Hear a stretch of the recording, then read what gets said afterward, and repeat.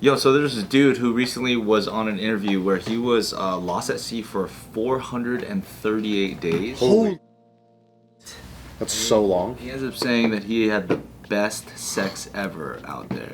With himself? Is he like hallucinating? What do you think? He crab. Oh my.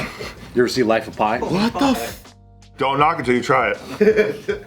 Well, the other day we jizzed on a crab, but this time I know. Oh, I know what it is. And you're gonna say it's sad, and so are some others.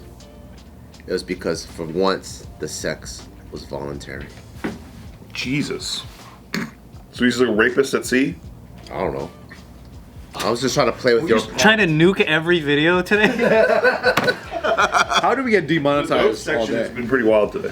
Oh my goodness. Sorry, dude. You're the one that poses these crazy questions. No, not at all. None of these things allude to that. into it. Did it? This is your fault, Anthony. You set him Why up. would you force him to do that? He said he had the greatest sex ever by himself for 400 days By himself. in the middle. I never of the even ocean. said by himself. Was this some pirates? You guys started saying he fucked the crab. He did this. He did it finally voluntarily. He fucked a crab is the stupidest thing I've ever heard. At least like a blowfish or Like, something. I wonder if he fucked a crab. Maybe that's what he did. Okay, so this dude was at sea for 14 months, all right? And this story is crazy because basically he set out from Mexico and he planned a 30-hour round trip to do some deep sea fishing. Tight. He was joined by fellow fisherman Ezekiel Cordoba. And he who was fucked 22 at the Ezekiel. time. He was 22 at the time, but into their journey, a storm happened and they got shipwrecked because of bad weather. He dropped a pack of spare tires. They spent 10 weeks surviving on turtles, Oh. blood, and fish, but Cordoba eventually became unwell and died on the boat. Oh, no, dude. Uh-oh. No, it's not there though. Alvarenga ended up lost at sea for 438 days total, during which he claimed he had the best sex ever. With the corpse? No, we're not there. Jesus Christ. After living alone at sea, he ended up washing up on the island of Iman Atoll, which was 6,700 miles away from Mexico, and was able to get help from there. And then he met a crab. And then he met a crab. Yeah. Yeah. The big old claw. No, Big claw. that's it. Love it. Really, really hope so. When they had to like pass the time, when they saw airplanes go by, they would imagine things like, what do you think that they're having? They would create these amazing feasts in their head about what people would be eating on airplanes, and this became like a passage of time When you experience. said days, because him and his buddy are both alive still? Yeah, at the time. Oh, I heard about this story. Lost Boys, dude. Yeah. They're I'll let you finish. No, go ahead, Double News Joe. Double news. Doubling. Double news. The news is Double news. flying in front of our eyes. But when their imagination takes over, when there's absolutely nothing and they're in hallucinating starvation mode, things become very, very intense. So when they would imagine feasts, that would bring them the most like emotional joy, thinking about what could taste a certain. They were literal Lost Boys. Yeah, They're eating glop and shit and fucking cracking the fucking bird of a seagull, and then they could drink the blood like Pancakes. that. But then they're just like, oh my god, it's like a whole feast. They got a rack of lamb. They're like, oh my goodness. But in real life, they're just cracking the turtle shell, drinking the fucking gluten juice. Yeah, gluten juice. He said that one of the best meals of his life were one of those imaginary meals that he had at sea. And then he imagined like a fucking hot girl, and then he imagined a hot girl and they were fucking each other. And then he said the best sex I ever had in my life was the imaginary sex as well. Wait, it was just purely imaginary? Purely imaginary. I would just never admit this shit. Holy. Why would you write this to the fucking Why would you tell anyone? I think he about wrote it this? in a book. to the mirror? Yep. Yeah. UK. Can I double news now? Double news now. All right. So So good. The family? Shitboy wants to come in. the family of the guy that died, he's suing. They're suing the writer of the book For $1 million. Why? because they're like, not only did you fucking eat my family member, which isn't proven, but they assume. They think he ate him. They're like, you fucking ate him, and now you're profiting off of the story on him, and you owe us, bitch. They didn't sue until he had the book. Yeah. Wow. For real? You can do that? Damn, man. So if like you just in a situation with somebody and you talk about it and you write about it, they can sue you for that? I don't know. It's Mexican courts. They probably like. Dude, that is a tight move. If you Some- want to kill somebody, you say, "Hey, let's go on a boat ride. Let's go on a boat ride." And you say you got shipwrecked for a whole year. Yeah, plan it You're around a like, storm. Oh shit, dude, sorry. Fucking. You have personal provisions enough for a whole year just so you're gonna be like, this is my book writing journey. Yeah, exactly. And then you get a good story out of it. I'm only gonna go fishing with my wife. Then I ain't gonna go. No, guys. Smart. Because they're gonna try to have sex with you after. Exactly. No, guys. They're gonna wait for you to get But all if hungry. it's just my wife. Cool. Hey, that's sick. Then you can fuck as much as you want. I know, and it's not illegal. You can still have imaginary sex too. Exactly. It might be the best sex that we ever had. Do you ever have double sex? What's that? Double. What's double sex? Inception sex. In your mind, it's a different person. Fucking, but then you're thinking about more sex stuff.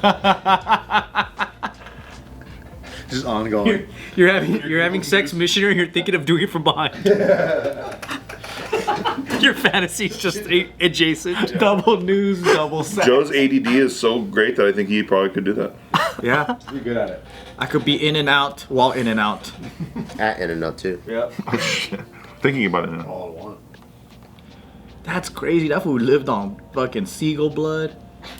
That's And crazy. turtles. Man. I wonder, damn.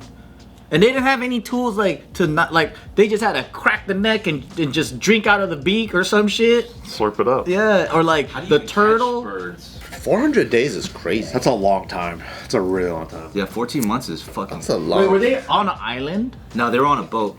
Their boat was blown off course by a storm and became They damaged. got stranded on an island. No, they eventually got to an island 6,700. Well, not even they, That's because the how other he guy got was saved. dead. Yeah. They got to an island 6,700 miles away eventually.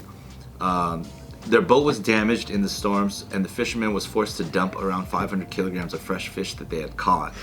He was able to. 500 kilograms? Why? Here's the crazy part. He was able to call for help on his boat's radio before it stopped working, but there was no way to move the boat, and the broken vessel began to drift in the Pacific Ocean, so the people couldn't even find them. Oh shit. So he was stuck on the Pacific Ocean for 438 days, and no rescuer was able to come to his aid. Much of the fishing gear had become damaged by the storm as well, meaning that food supplies for the two became low. Search efforts responding to his call for help only lasted 2 days before they were called off, and the fisherman said that Cordoba eventually refused to eat after becoming sick from eating raw food and starved to death. Damn. Damn, the ocean's crazy. Before he died, Cordoba asked that Alvarenga not eat his body. Instead, it was tipped overboard after 6 days, as Alvarenga had started talking to it and was worried that he was going insane. Damn. That's heavy, bro. And then he eventually washed up 438 days later on the Marshall Islands in the middle of the Pacific, thousands of miles from where he had started. He said that at times he could see other ships but couldn't be rescued by them since he had no equipment that could signal his distress to them. Seeing other ships. And then this was the boat that washed up that he was in. Marshall Islands. It was a boat like that? That's a dinghy, dude. I thought it was like at least like one of those. Isn't Marshall Islands like all the way? Barker. Yeah, isn't that like all the way in the West Pacific?